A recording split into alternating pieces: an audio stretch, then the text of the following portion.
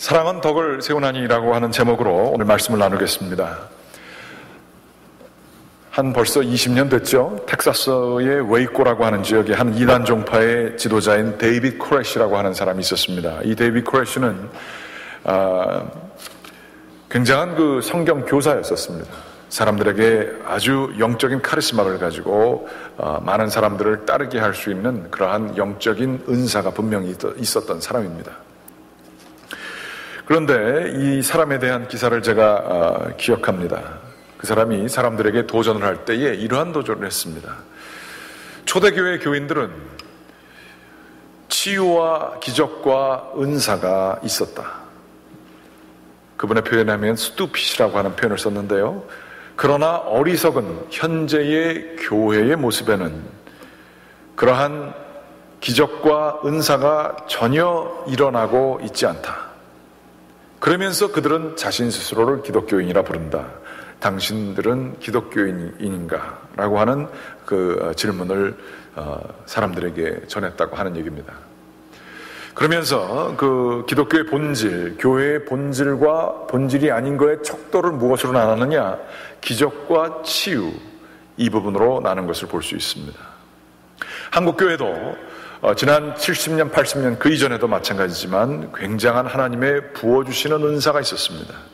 많은 교회들마다 철야 예배를 드리게 될 때에 혹은 안수를 행하게 될 때에 기적들이 일어났고 치유들이 일어났습니다. 지금은 안 일어난다는 얘기는 아니지만 예전보다 적어든 것이 사실입니다. 그러면 이 데이빗 코레시의 표현에 의하면 한국 교회가 아니게 되는 그런 일들이 있게 되는 것이죠. 이단이라고 하는 것은 굉장히 우리와 멀지 않습니다. 우리는 이단을 굉장히 멀다라고 생각하지만 매우 유사합니다. 끝만 다르다라고 하는 것이 이단인 것처럼 우리들도 이렇게 기독교 신앙의 본질, 이것을 치유와 기적의 은사로만 환원할 때가 있습니다. 그런데 과연 그럴까요? 교회가 교회의 본질로서의 사명, 그 가치와 덕목은 어디에 있는 것이겠습니까? 고린도 교회는 굉장히 다양한 인종과 문화와 계급과 언어들이 있었던 곳이었습니다. 고린도라고 하는 도시는 항구 도시로서 로마 제국의 굉장히 중요한 무역과 산업의 중심지라고 볼 수 있습니다. 운하가 있어서 그 운하에서 며칠 동안을 배를 수선을 하고 그 운하를 지나가게 될 때에 사람들은 배에 있었던 물건들을 선적하거나 혹은 내려서 많은 교류가 있었고 그러한 수많은 무역이 일어나는 곳이다 보니 사람들과의 많은 충돌도 피할 수가 없었던 것입니다. 바울 선생님이 씨앗을 심고 번성하였던 이 고린도 교회도 마찬가지였습니다. 다인종, 다민족, 그리고 다 언어, 다 문화가 있는 공동체였습니다. 그러다 보니까 우리 한국 사람들끼리, 그것도 남한 사람들끼리 모여서도 출신 성분을 따지고 계급을 따지고 학벌을 따지는 이 현상을 우리들이 알고 있는데, 그것처럼 이 매우 혼잡한 고린도 교회는 수많은 사람들의 다른 세계관과 가치관이 각축을 벌이는 그러한 현장이 되었습니다.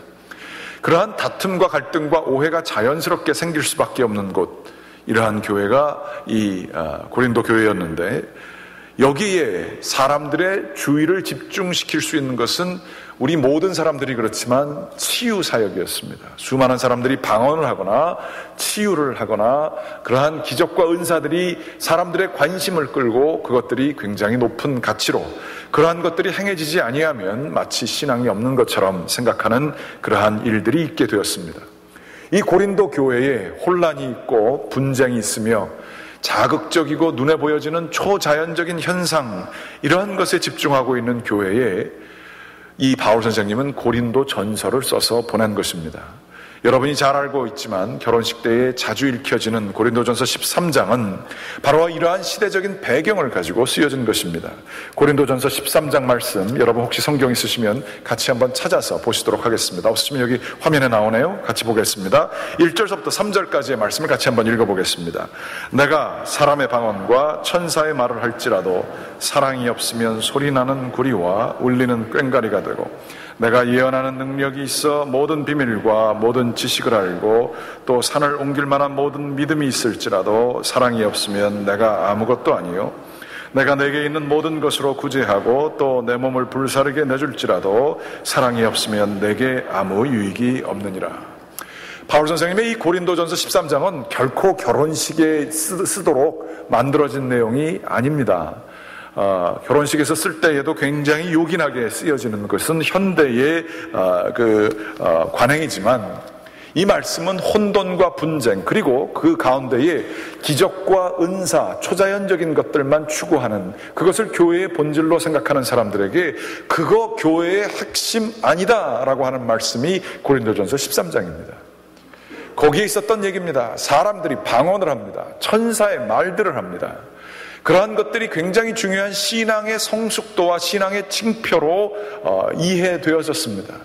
그런데 이것이 뭐가 없으면, 이것이 없으면 구리와 소리나는 구리와 울리는 꽹과리와 같은 것에 불과하다라고 얘기합니다. 이것은 바로 사랑이 없으면.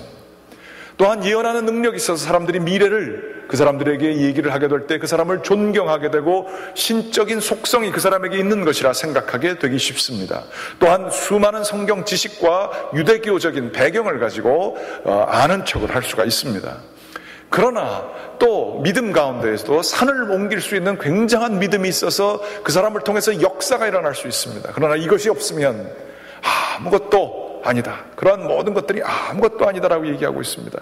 그게 교회의 본질이 결코 아니다라는 얘기예요. 이것은 바로 사랑이라고 얘기하고 있습니다. 마지막으로 사람들이 순교하는 정신으로 모든 것을 구제하는 데에 사용하고 자신의 몸을 불사르기까지 헌신의 모습을 보여줄 수 있습니다. 그러나 그것이 사랑에 따라, 이것에 따라 움직이지 아니하면 아무런 소용이 없고 유익이 없는 것이다 라고 얘기합니다. 이 선언은 굉장히 담대한 선언입니다. 사람들이 마음을 쓸 수밖에 없는 이러한 기적과 은사와 대단한 믿음과 순교하는 모습, 우리들은 거기에 감동해서 종교의 핵심이 그러한 초자연적인 현상, 여기에 몰려져 있는 걸 볼 수 있습니다. 그러면 사람들이 모입니다. 사람들이 거기에 감동을 합니다. 그것이 있을 때에 하나님이 그곳에 계시다라고 생각을 합니다.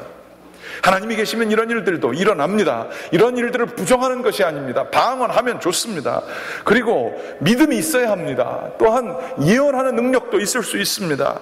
헌신하고 순교하는 것 정말로 굉장한 덕목입니다. 그러나 가장 우선되는 것은 사랑이라고 선포하는 이 고린도서에 있는 이 고린도전서 13장은 매우 비장한 바울 선생님의 교회의 핵심을 내하는 내용인 것을 볼 수 있습니다. 그러면 사랑이 무엇인가? 우리들이 기대하기는 4절서부터는 그러면 사랑이라고 하는 것은 이 기적과 믿음과 예언보다 더 뛰어난 것이라고 생각하기 쉽습니다만, 사랑을 묘사할 때 제일 먼저 나오는 4절 말씀, 사랑은 오래 참는 거다. 아니, 참는 게 기적보다 더 대단한 거 맞아요? 성질 나는데 내가 참아야지. 그게 기적을 베푸는 것보다 더 대단한 게 맞아요? 그게 교회의 본질이에요? 웬만하면 다 참을 수 있지 않아요? 거기다가 사랑은 온유하답니다. 온유한 게 뭐가 대단합니까? 속이 없는 것이죠. 성질 있고 의지가 있고 대단한 강인한 그러한 사람의 본성이 있으면 그걸로 안 되는 거를 쳐부시고 나가야, 그 강함이 있어야 그게 대단한 거 아니에요? 안 되는 거를 되게 하는 게 더 대단한 거 아니에요? 뭐 온유한 게 기적보다 더 대단해요? 전혀 그렇지 않잖아요. 우리의 가치 체계관에서는 전혀 그렇지 않잖아요. 시기하거나 자랑하거나 교만하지 아니한 게 기적과 은사보다 더 대단해요? 그런데 바울 선생님은 얘기하는 거예요. 그게 더 대단하다는 거예요. 그게 교회의 본질이라고 얘기를 하는 것입니다. 고린도 교회는 이거를 알아야 된다. 그러면 사람들을 변경시키는 것입니다. 그런데 이 사랑에 대한 이야기를 쭉 읽어보게 되면 우리들이 마치 교통사고를 나가는 것처럼 이 사랑의 그 가치와 사랑의 모습, 맨 처음에는 조용하게 시작하는, 아무것도 아닌 것처럼 보이는, 오래 참고 온유하고 자랑하지 않고 교만하지 않고 그 정도는 일반 덕목 정도에 끝이는 걸로 보여지지만, 이것이 눈덩이처럼 다가오게 됩니다. 자기 유익을 구치 않고 성내지 않고 악한 것을 생각하지 않고 불의를 기뻐하지 않고 진리와 함께 기뻐하며 모든 것을 참으며 모든 것을 믿으며, 웬만한 것만 믿는 게 아니에요. 믿을 사람만 믿는 게 아니에요. 모든 것을 사람들에게 바라요. 잘 되기를 바라요. 모든 것을 견딘다. 견딜 만한 것을 견디는 게 아니에요. 모든 것을 견딘다. 이렇게 얘기를 하고 있습니다. 이거를 계속해서 묵상을 하게 될 때에 이 사랑이 마치 우리와 충돌을 하게 됩니다. 이거가 사랑이야? 내 사랑하고는 차이가 있네 라고 하는 생각을 가지게 돼요. 특별히 거기에 그렇게 우리에게 갑자기 이러한 사랑의 깊이와 이 여기서 얘기하는 사랑이 아무것도 아니어 보이지만 그 사랑에 대해서 급작스럽게 놀랄 정도로 느끼게 되는 것은, 그 사랑이라고 하는 것이 사람에게 소속된 것이 아니라 여기서는 사랑이 마치 인격처럼 주어로 사용되고자 있다라는 사실이에요. 이 사랑이 이거 맞아? 라고 하는 의미는 들지만 이 사랑의 이 모든 것들을 주어로 보게 될 때에 우리는 생각하지 않을 수 없는 것은, 이게 하나님이 사랑이시기 때문에 하나님을 사랑이라고 얘기하면서 이렇게 쓰는 거구나. 그래서 이 사랑의 자리에 하나님을 맞아요. 하나님은 오래 참으시고 하나님은 온유하시며 시기하지 않고 자랑하지 않고 교만하지 않고, 하나님께서는 모든 것을 참아주시고 믿어주시며 바라고 견디시는 분이 하나님이시구나. 하나님의 속성인 것을 보게 됩니다. 사랑이 우리에게 속한 것이면 모두가 가지고 있고, 가족이나 사랑하는 연인이나 자녀들에게 가지는 이러한 사랑의 마음이 있습니다만, 여기에 나타나는 사랑이 주어로 나타난 것을 바라보게 될 때에 점차적으로 우리는 우리의 사랑이 조건적인 사랑임을 깨닫게 됩니다. 그러면서 이게 진짜 하나님의 본성이구나, 이러한 생각을 가지지 않을 수 없게끔 다가오는 것입니다. 우리의 사랑은 조건적이고, 그러므로 우리의 사랑은 조금 이해하기 어렵습니다만 우상 숭배적입니다. 어느 예화가 있습니다. 왕이 나라를 잘 다스리고 있었는데 어떤 농부가 그 왕이 너무 사랑스럽고 존경스러워서 자기가 농사를 하는데 전쟁도 일어나지 않고 정말 그 왕의 그 지혜로운 통치와 그 왕의 놀라운 그 신실함에 감사를 드려서 자기가 드릴 수 있는 게 없어서 그 조그만 땅에서 밭에서 최고 당근 농사를 졌는데 최고의 당근이 나왔어요. 그래서 왕에게 찾아갑니다. 왕이시여, 제가 드릴 것이 없습니다. 저는 가진 것이 없는 자입니다. 그러나 내 땅에서 나온 최고의 소산, 이 당근, 흠집이 없는 당근, 가장 크고 잘 된 농사, 이 당근을 왕에게 바치겠습니다. 감사합니다. 라고 얘기를 했습니다. 왕이 이것을 매우 흡족하게 받았습니다. 그리고 저는 얘기를 했습니다. 내가 너가 가지고 있는 땅의 2배, 땅 그 하나 더를 너에게 주겠노라. 그 광경을 바라보던 귀족 한 명이, 당근 하나에 땅 저만큼을 하나 얻을 수 있으면 대단한 장사다 싶었습니다. 이 귀족은 말을 키우는 사람이었습니다. 최고의 품종 그 말 한 마리를 왕에게 바칩니다. 그리고 그 농부가 했던 것처럼 똑같이 얘기를 합니다. 이 말을 받아주십시오. 제가 이거 감사로 드리는 선물입니다. 그런데 그 귀족의 마음을 헤아린 왕은 그 귀족에게 이렇게 얘기합니다. 너는 나를 역겹게 한다. 왜 그러시죠? 당근보다 말이 훨씬 더 좋은 선물 아닙니까? 당근을 받고는 그렇게 좋아하시더니 왜 내 말을, 이거 최고 품종인데 이거는 역겹다고 하십니까? 왕은 잠시 침묵 후에 이렇게 얘기합니다. 그 농부는 당근과 함께 나에게 자신의 사랑을 주었다. 하지만 너는 나에게서 말을 줄 때에 더 큰 것을 빼앗으려고 하는구나. 그렇기 때문에 나는 너에 대해서 역겹게 생각한다. 라고 얘기를 했습니다. 우리는 사랑을 하게 될 때에 누군가 나를 너무 사랑해 줄 때 그 사람을 사랑합니다. 나는 그만큼 못했는데 나를 배려해 준 사람을 사랑합니다. 나에게 유익이 됐기 때문입니다. 혹은 우리는 누군가에게 기쁨을 얻을 때 우리는 사랑을 합니다. 그 사람이 너무 이뻐요. 아니면 너무 멋있게 생겼어요. 그래서 내가 기뻐요. 그 사람 보면 마음이 아주 달라져요. 그래서 우리는 사랑을 합니다. 기본적으로 우리는 자기중심적인 조건적인 사랑을 합니다. 그 사람이 나에게 기쁨을 주지 못하고 그 사람이 나에게 어떠한 배려나 위로를 해주지 못하면 우리는 내가 그 사람을 사랑해야 될 이유를 찾지 못합니다. 이게 우상숭배적이라는 것입니다. 우리는 내가 받기 때문에 그거에 대해서 조건으로 사랑을 베풀게 되는 것이지요. 우상도 마찬가지 아닙니까? 우상이나 점치는 사람처럼 복채를 갖다 바칩니다. 교회 생활도 잘하면, 잘못하게 되면 우상 숭배처럼 할 수 있습니다. 헌금을 바치는 이유가 내가 더 복을 받기 위해서. 저는 그러한 표현들이 굉장히 신앙의 초보 단계여서 잘 몰라서 그런 것은 이해가 가지만, 신앙생활을 오래 하고도 헌금을 하는 이유가 더 많은 복을 받기 위해서 하는 것이 큰 문제가 있다고 생각합니다. 감사로 드려야 하건만 이거를 해야 혼나지 않을 것 같고, 이거를 해야 내 자식이 잘 될 것 같은 것, 상당히 우상숭배적인 요소가 있는 거예요. 조건적인 사랑인 거예요. 이러한 조건적인 사랑, 내가 이것을 갖다 주면 그 우상이 나에게 뭘 더 잘해주지 않을까. 기본적으로 자기의 욕망과 자기가 원하는 것을 채우려고 하는 마음이 거기 있는 것이지요. 하나님 앞에 우리들이 나올 때 하나님께 대해 감사하고 하나님의 그 변함없고 신실하시며 희생적인 사랑을 감사하는 마음으로 나오는 것이 우리의 예배이어야 합니다. 그런데 반면에 우리가 교회 나올 때, 하나님, 내가 교회 나왔으니까, 이거 했으니까 하나님 나 이거 주셔야 됩니다. 하나님이 우리 보고 너 역겹다 그러시지 않을까 걱정이 됩니다. 오늘 저희들이 이 고린도전서 13장에 나와 있는 이 말씀은 다른 것이 아니라, 하나님의 사랑은 여기에 조건이 없어요. 모든 것을 참아주세요. 참을 만한 것을 참는 게 아니에요. 모든 것을 믿어주세요. 믿을만 했기 때문에, 증거가 있기 때문에 믿어주는 게 아니에요. 모든 것을 바라주세요. 그 사람이 이뻐서 바라는 게 아니에요. 모든 것을 견디세요. 견딜 만한 이유가 있어서, 앞으로 것이 있어서가 견디는 게 아니에요. 조건 없는 사랑, 하나님의 속성이고, 이 사랑으로 사랑해 주신 것이 바로 십자가의 사랑인 것을 저희들이 기억해야 할 것입니다. 이러한 맥락에서 오늘 본문이 나온 겁니다. 고린도 교회의 우상숭배가 문제가 됐어요.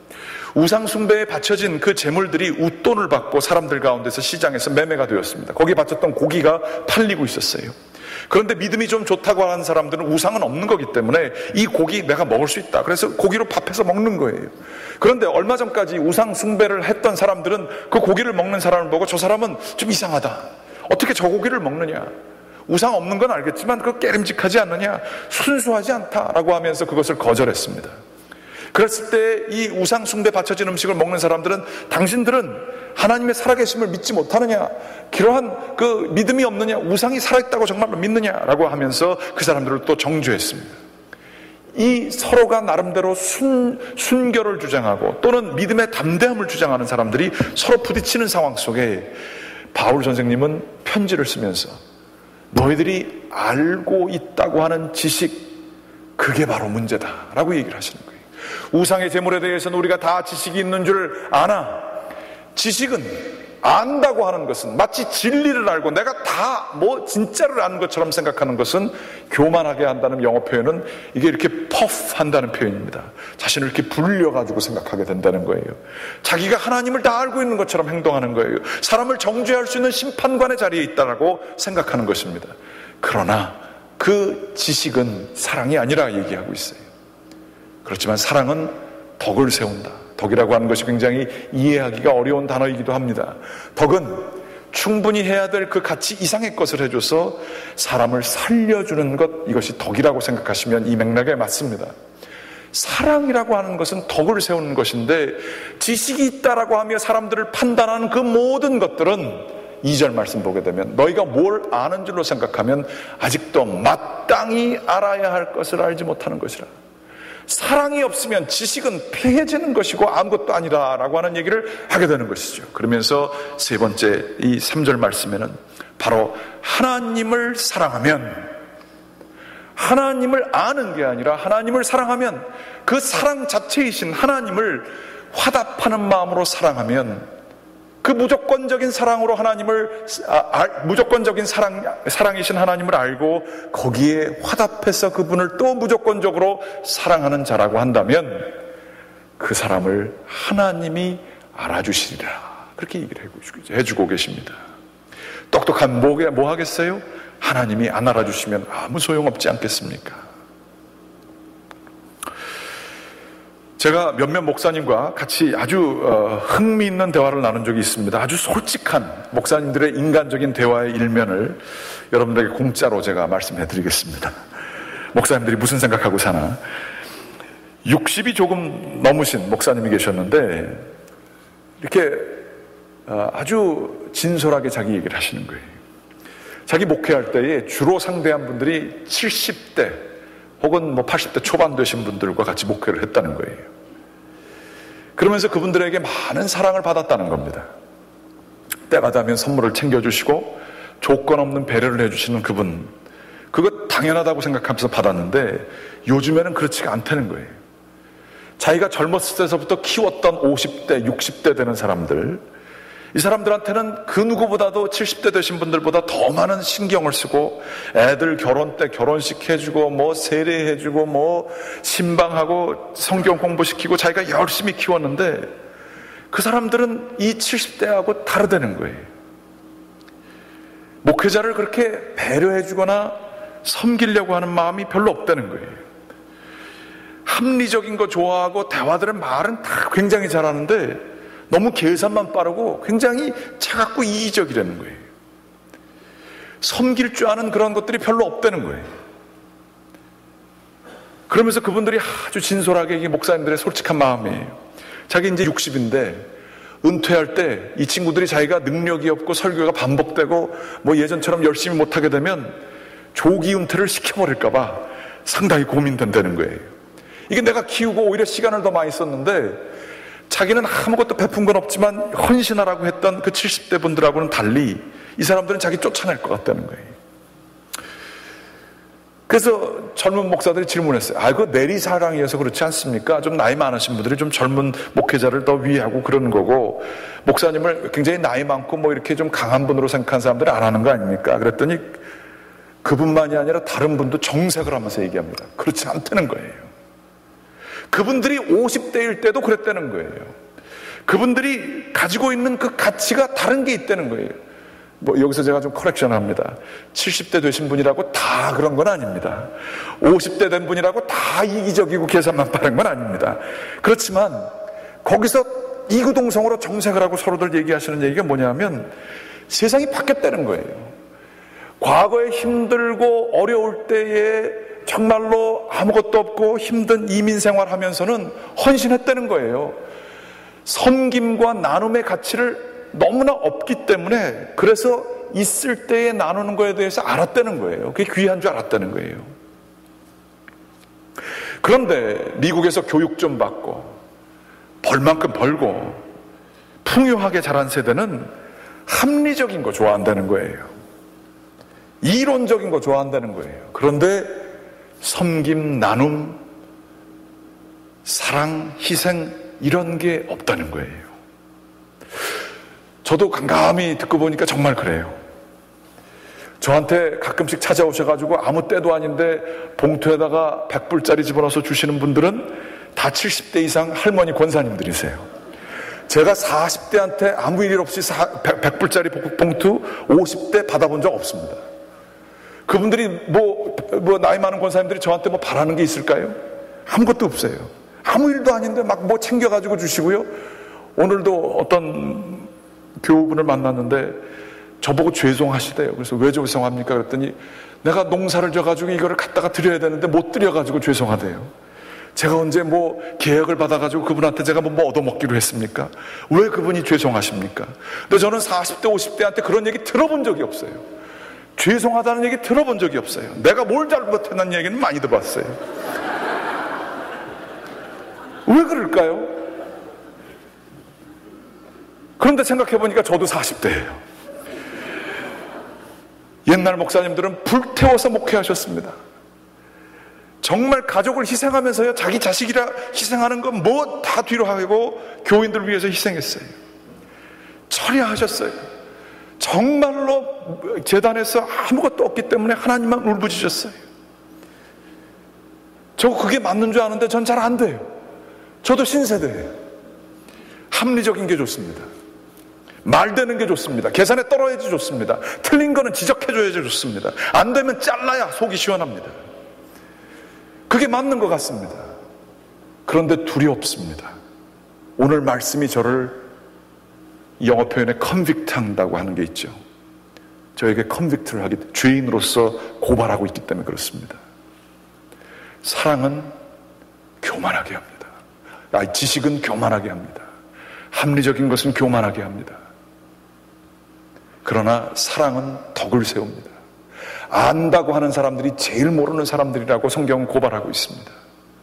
그러나 하나님의 무조건적인 사랑을 경험한 사람, 그래서 그 하나님을 사랑하면서 사는 사람, 그 사람들이 참으로 하나님이 알아주는 사람, 진정으로 알아야 될 것을 아는 사람이라고 성경은 얘기하고 있습니다. 여기 40, 50대 분들이라고 다 그런 건 아닙니다. 그러면 나만 예외지 하는 사람은 바로 그 40대, 50대입니다. 저는 그러한 사랑을 받거나 자란 사람입니다. 제가 어렸을 때서부터, 태어날 때서부터, 1살 때서부터 선물을 받아서 결혼하기 전까지 이 34년간을 제가 선물을 받았던 분이 계십니다. 박찬애 권사님이라고 하는 저희 아버님 교회의 권사님이십니다. 어렸을 때는 생일 때 그분이 제일 먼저 생일 선물을 갖다 주셔서 선물이 좋아서 그분을 좋아하셨습니다. 그래서 이번에도 그분이 또 무슨 선물을 주실까 생각을 하고 선물을 받아왔었습니다. 뭣도 모르고 선물만 좋아했습니다. 그러다 중고등학교 시절이 되면서 이 선물이 왜 나한테 올까? 그분은 나를 잘 알지 못하는데 라는 생각이 들기 시작했고, 순전히 이거는 담임 목사를 아버지로 둔 덕에 오는 선물이다 싶어서 나 때문에 오는 선물이 아니구나 싶어서 심드렁했습니다. 또 자기가 혹시 이렇게 베풀어 주는 게 좋아서 자기 멋에 주나 보다라는 생각을 가지고 나하고는 상관없는 선물이라 이렇게 생각을 했었습니다. 그래서 감사히 여김이 없이 그 선물을 받았었습니다. 그런데도 20대 여기 제가 미국에 유학을 오게 됐는데도 꼭 때가 되면 한 번도 늦는 적도 없고 어기는 적도 없이 먼저 선물이 도착을 하는 겁니다. 그분이 70대에 붓글씨 서예를 배워서 이쁘게 봉숭아 물을 드리고 이러한 것들을 아름답게 장식을 해서 저에게 선물을 주시는 거예요. 그러면서 나이가 좀 들었다고 이제 생각을 해보니까 누군가의 생일을 마음을 써서 어떤 작품을 만들어서 선물을 어디론가 보낸다는 것이 얼마나 큰 정성인지를 제가 알게 되었고, 그분의 헌신과 성실함에 감동받지 않을 수 없었습니다. 그때서부터는 정말 감사해서 그분에게 정말 감사하다는 표현을 하려고 노력했습니다만 그분의 정성에 비하면 반도 미치지 못했습니다. 그분은 지금 90이 거의 넘으셨고요. 그러면서 저도 좀 나이가 들어가면서 애들도 낳고 뭐 이러고 지나면서 사람을 사랑하고 베풀면서 제가 그분의 선물에 대해서는 이제 다르게 생각합니다. 결혼하고 난 다음에는 안 받지만 그분의 주신 그 액자가 있어요. 그거 외에도 많은 선물이 있지만 도목사님 사랑합니다, 기도합니다 이렇게 써서 준 그 액자가 있어요. 이분은 왜 34년 동안 한 번도 빠짐없이 나에게 선물을 주셨을까? 이 선물을 준비하실 때 그 어린아이에게, 아무것도 모르는 아이에게 그 선물을 주면서 무슨 생각을 하면서 선물을 주셨을까? 제가 깨닫는 것은 이분은 하나님께 변하지 않는 사랑을 깊이 알으셨던 분 같으세요. 그러면서 그분은 하나님의 사랑에 꼬꾸라진 분 같으세요. 그리고 그 사랑을 하나님처럼 변하지 않고 전혀 모르는 사람들에게, 전혀 모르는 그 어린아이에게 베풀기를 결단하고 실천하는 신앙인이었기 때문에 제가 그 선물을 받았다는 사실을 깨닫게 됐어요. 저는 그 사랑을 받은 사람이에요. 저는 그래서 굉장히 이제는 부담스럽습니다. 나도 죽기 전에 누군가에게 그런 사랑 좀 베풀고 살아야 되는데 그분이 저한테만 베풀으셨겠어요? 많은 사람에게 그런 작정하고 그 사람이 전혀 깨닫지도 못하고 받는 줄도 모르고 그 사람이 그 사랑 때문에 사는 줄도 모르는데도 헌신적으로 베풀었던 그 사랑이 있었기에 제가 여기 있는 줄을 인제야 깨닫는데, 그분은 정말로 많은 곳에서 그런 사랑을 베풀면서 사셨던 분이에요. 그러면 그분이 뭐 그렇게 비천하고 어려운 삶을 살았냐? 그렇지 않습니다.